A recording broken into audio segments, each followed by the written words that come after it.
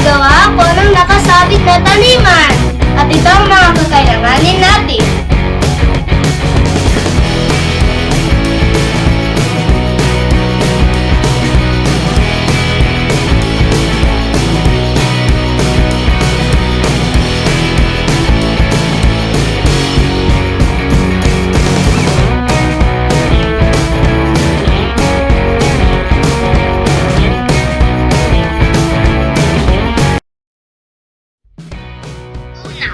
Kunin ang plastik na bote ng inumin at lagyan ng marka ang ilalim na bahagi nito upang ito ang magsisilbing ibabaw ng paso.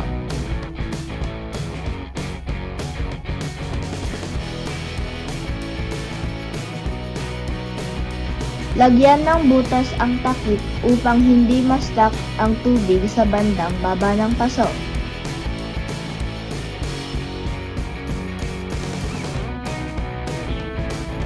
Lagyan ng butas ang dalawang gilid ng ibabaw na bahagi ng bote upang mailagay ang alambre na sabitan.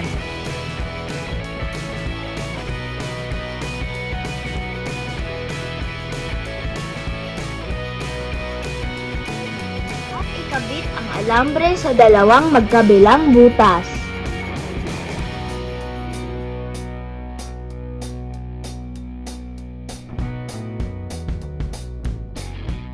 Lagyan ng lupa ang boteng paso at taniman ng halamang baging.